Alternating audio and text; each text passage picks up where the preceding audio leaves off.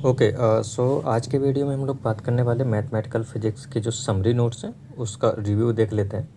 और after the review अगर लगे कि आपको परचेज़ करना चाहिए तो आप लोग कर सकते हो। जो भी मैंने आपको टेलीग्राम आईडी बोली थी फिर से मैं यहाँ पे लिख दे रहा हूँ। सिंपल सी आईडी है नेट टिफर 1, ठीक है। इस पर आप अगर कांटेक्ट करोगे तो आपको ये शॉर्ट नोट्स मिल सकते हैं, इवन समरी नोट्स हैं।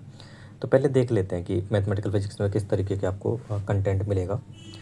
तो जैसे इसमें टॉपिक्स जो कवर किए गए हैं वो हैं complex analysis, probability, special function, tensor, vector analysis, numerical techniques, matrix, differential equation और ये Frobenius series method, Fourier series, Fourier transform and Laplace transform.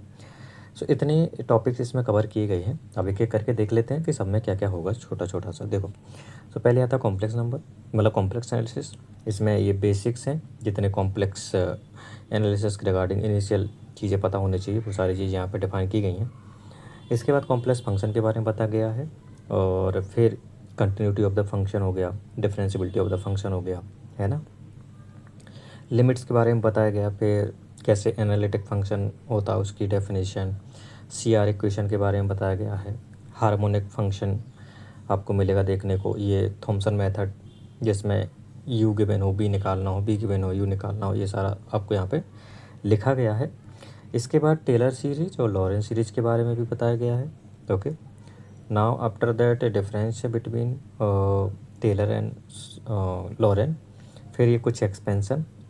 इसके बाद रेडियस ऑफ, मतलब रीजन ऑफ कन्वर्जेंस हो गया, सिंगुलर पॉइंट्स के बारे में यहाँ पे स्पेसिफाई है। फिर सिंगुलर पॉइंट्स का क्लासिफिकेशन जिसके रिगार्डिंग क्वेश्चन बनते थे, ये सारी डेफिनेशन यहाँ पे कवर की गई हैं। और साथ ही साथ फिर आपको कैसे क्या चेक करना वो सारी यहाँ पे चीज़ें बता दी गई हैं। फिर कुछ केसेस हैं जिसको आप डायरेक्ट याद रखोगे तो डायरेक्ट आप लोग एग्ज़ाम में मार्क कर सकते हो चीज़ें। और इसके बाद रेसिड्यू के बारे में बताया गया है और कुछ आपके स्पेशल थ्योरम्स थी जैसे कॉची इंटीग्रल थ्योरम यहाँ पे डिफाइन की गई है, रेसिड्यू थ्योरम। और इसके रिगार्डिंग जो भी एप्लीकेशंस हैं कॉम्प्लेक्स एनालिसिस में इंटीग्रेशन करते टाइम, वो सारी चीज़ें यहाँ पे डिफरेंट डिफरेंट केस के लिए यहाँ पे प्रोसीजर और कह सकते हो कि डेफिनेशन मतलब डिफाइन की गई है। एंड फिर इसके बाद कुछ इंपॉर्टेंट रिजल्ट्स हैं जो आपको याद रखना है। फिर आपका ये मल्टी वैल्यूड फंक्शन आ जाते हैं जिसमें ब्रांच पॉइंट वगैरह के बारे में बताया गया है। और इसके बाद कुछ इंपॉर्टेंट रिजल्ट्स हैं जो आपको डायरेक्ट याद रखने हैं, तो आप एग्ज़ाम में चीज़ें कर सकते हो। तो ये तो बात हो गई कॉम्प्लेक्स एनालिसिस की। इसके बाद आता है प्रोबेबिलिटी का टॉपिक। प्रोबेबिलिटी के टॉपिक में क्या क्या है आपको, ये इनिशियल डेफिनेशन जो भी हैं आपकी प्रोबेबिलिटी के रिगार्डिंग बहुत सारी चीज़ें, कुछ फॉर्मूले जो आपको याद रखने होते हैं, ठीक है, कुछ लॉज हो गए। फिर इसके बाद रैंडम वेरिएबल्स, कंटिन्यूस हो, पहले कंटिन्यूस और डिस्क्रीट दोनों के बारे में बताया गया है। प्रोबेबिलिटी डिस्ट्रीब्यूशन के बारे में, कंटिन्यूस प्रोबेबिलिटी डिस्ट्रीब्यूशन हो गया आपका। मीन निकालना कैसे आता है, फिर वेरिएशन, स्टैंडर्ड वेरिएशन, है ना, ये सारी चीज़ें। फिर बाइनोमियल डिस्ट्रीब्यूशन आ जाएगा आपका। इसके बाद रैंडम वॉक भी यहाँ पे इंक्लूड हो जाएगा, पॉइजन डिस्ट्रीब्यूशन। फिर गॉसियन डिस्ट्रीब्यूशन के बारे में यहाँ पे डिफाइन किया गया है। और इसके बाद कभी कभी मॉड के बारे में पूछ लिया जाता है प्रोबेबिलिटी का, तो ये है। और लास्ट में आपको बेस थ्योरम जो प्रोबेबिलिटी में पता होना चाहिए, इसके रिगार्डिंग आपका क्वेश्चन आता है। तो ये प्रोबेबिलिटी आपकी कंप्लीट हो जाती है। इसके बाद स्पेशल फंक्शन में आपके ये 4 टाइप के स्पेशल फंक्शंस हैं, इनके सारी डेफिनेशन और कैसे पहचानते हैं, जनरेटिंग फंक्शन हो गया। और इसके बाद आपका ऑर्थोगोनलिटी कंडीशन भी है, फोरियर लेजेंडरी सीरीज, है ना, ये भी आपका एक स्टैंडर्ड फंक्शन है। हर्माइट हो गया, बेशल हो गया, इसके रिजल्ट्स भी हैं और इसके कैसे पहचानते हैं वो सारी चीज़ें यहाँ पे डिफाइन की गई हैं। आफ्टर दैट गामा फंक्शन हो जाएगा, बीटा फंक्शन के बारे में भी यहाँ पे लेगुर पॉलिनोमियल्स, ये सारी चीज़ें आपके स्पेशल फंक्शन में कवर हो जाती हैं। फिर टेंसर के रिगार्डिंग आता है तो टेंसर की डेफिनेशन कुछ एग्जांपल्स, और फिर टाइप्स आपके यहाँ पे डिफाइन किए गए हैं, नोटेशंस हो गया, फिर समेशन, मल्टीप्लिकेशन, ये सारी चीज़ें आपके टेंसर में यहाँ पे डिफाइन की गई हैं। तो और इसके बाद कुछ इंपॉर्टेंट रिजल्ट्स भी हैं, मैट्रिक टेंसर भी आता है और ये कुछ आपके मैट्रिक टेंसर की डेफिनेशन है। इसके बाद ट्रांसफॉर्मेशन आ जाता है। तो इस तरीके से आपका टेंसर वाला टॉपिक भी कंप्लीट हो जाता है। आफ्टर द वेक्टर एनालिसिस में आपको ये सारी चीज़ें देखने को मिलेगी। शुरू में आपके वेक्टर्स के बारे में बताया गया है, सारी चीज़ें, सारे वेक्टर्स की डेफिनेशन यहाँ पे डिफाइन है। फिर इसके बाद आपकी कुछ प्रॉपर्टीज़ आती हैं, क्रॉस, स्केलर प्रोडक्ट, इस टाइप की।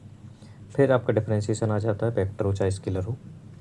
देन इसके बाद आपको डाइवर्जेंस के बारे में बताया जाएगा, डायरेक्शनल डेरिवेटिव, डाइवर्जेंस हो गया। फिर आपको यहाँ पे कुछ रिजल्ट्स हैं जो आपको याद रखने होते हैं, और आफ्टर दैट ये आपके कुछ फॉर्मूलेस जो याद रहेंगे तो ठीक है। फिर इसके बाद लाइन इंटीग्रल हो जाता है, सरफेस इंटीग्रेशन के बारे में बताया जाता है। ये सारे टाइप के कोऑर्डिनेट सिस्टम पे भी यहाँ पे बताए गए हैं। आफ्टर दैट ये सारे कोऑर्डिनेट सिस्टम हो जाने के बाद फिर आपको ये कुछ थ्योरम्स है जो आपको याद रखनी होती हैं। स्टोक्स हो गया, ग्रीन हो गया।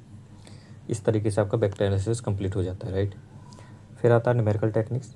न्यूमेरिकल टेक्निक्स में सारे जो इंपॉर्टेंट मेथड हैं, चाहे बाइसेक्शन मेथड हो जाएगा और न्यूटन रेफसन मेथड, इसके बारे में आपको यहाँ पे स्पेसिफाई किया गया है। तो ये सारी चीज़ें न्यूमेरिकल टेक्निक्स के रिगार्डिंग है। फिर आपका इंटीग्रेशन टेक्निक्स भी आती हैं, जिसमें आपको फॉरवर्ड बैकवर्ड के बारे में यहाँ पे इनिशियली बताया गया है। कुछ ऑपरेटर्स के बारे में यहाँ पे डिफाइन किया गया है। फिर इसके बाद आपको टेबल कैसी बनानी होती है, इसके रिगार्डिंग फार्मूला कैसे लिखना होता है, कैसे क्या चीज़ आपको निकालनी होती है ना। तो ये सारी चीज़ें आपको यहाँ पे देखने को मिल सकती है। फिर आपका दूसरा मेथड आ जाता है लैग्रांज इंटरपोलेशन। तो ये भी यहाँ पे एग्जाम्पल के साथ यहाँ पे स्पेसिफाई कर दी गई है। फिर आता है न्यूमेरिकल इंटीग्रेशन टेक्निक, जिसमें आपको ट्रेपेजॉइडल रूल पढ़ना होता है, सिम्पसन 3/8 और सिम्पसन 1/3, ठीक है। तो ये सारे रूल्स हैं और यहाँ पे उनके एरर के बारे में भी सब कुछ स्पेसिफाई किया गया। फिर आपका लीस्ट स्क्वायर अप्रोक्सीमेशन मेथड भी है। फिर इसके बाद ये ख़त्म हो जाने के बाद डिफरेंशिएशन भी पढ़ते हैं हम लोग, जिसमें आपको आर के मेथड और यूलर मेथड इंपॉर्टेंट होता है। तो इतना हो जाने के बाद मैट्रिक्स वाला टॉपिक आता है। मैट्रिक्स में आपके ये सारे कुछ ऑपरेशन हैं। फिर इसके हर एक टाइप के जो मैट्रिक्स उनकी डेफिनेशन, प्रॉपर्टीज़। फिर इसके बाद मैट्रिक्स रिप्रेजेंटेशन आ जाता है। नाउ आफ्टर दैट कह सकते हो कि ये कुछ आइगन वैल्यू, आइगन फंक्शन के रिगार्डिंग प्रॉपर्टीज़ हैं। नाउ फिर आपके ब्लॉक मैट्रिक्स भी यहाँ पे डिफाइन की गई है। फिर आपको CS थ्योरम के बारे में भी बताया गया, डायगोनलाइजेशन ऑफ मैट्रिक्स हो गया। तो ये सारी चीज़ें आपको मैट्रिक्स के टॉपिक में आपको देखने को मिल रही हैं। आफ्टर दैट डिफरेंशियल इक्वेशन हो जाता है। डिफरेंशियल इक्वेशन में सारे टाइप्स के आपके डिफरेंशियल इक्वेशन है, चाहे वो लीनियर हो चाहे फिर सेकंड ऑर्डर वाली हो। तो इस तरीके से आपका ये डिफरेंशियल इक्वेशन में कुछ प्रॉपर्टीज़ है, और ये डिफरेंट टाइप्स की ये फंक्शन अगर डिफाइन है तो कैसे हम लोग यहाँ पे PI निकालते हैं ना, CF निकालते हैं, ये सारी चीज़ें यहाँ पे डिफाइन की गई हैं। फिर coupled differential equation, non linear differential equation, Cauchy differential equation, ये सारे टाइप की डिफरेंशियल इक्वेशन आपको यहाँ पे देखने को मिल रही होंगी। फिर आ जाता है direct delta function. Direct delta function की सारी प्रॉपर्टीज़ यहाँ पे डिफाइन की गई हैं, और इसके कुछ इंपॉर्टेंट रिजल्ट्स हैं जो एग्जाम में याद रहे तो अच्छी बात है। नाउ आफ्टर दैट इसके बाद आपका मतलब डायरेक्ट डेल्टा के बाद आ जाता है प्रोग्रेशन या सीरीज मेथड। ज़्यादा तो नहीं, एक बार दो बार पूछा गया इससे, तो इससे डायरेक्ट आपके यहाँ पे लिखा गया है। रॉन्गसियन का भी यहाँ पे इंट्रोडक्शन हुआ है।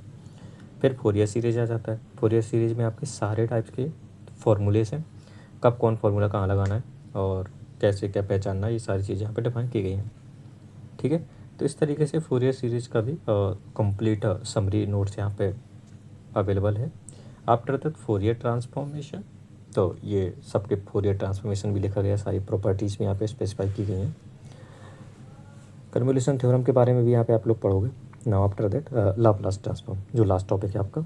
तो ये लाप्लास ट्रांसफॉर्मेशन के कुछ एग्जांपल्स हैं, कुछ फॉर्मूलेस हैं। इसके बाद इनवर्स लाप्लास ट्रांसफॉर्मेशन भी आपको यहाँ पे देखने को मिलेगा, और इसके बाद ये टॉपिक कंप्लीट हो जाता है, ठीक है। तो ये आपका कंप्लीट है मतलब मैथमेटिकल फिजिक्स का समरी नोट्स रिव्यू।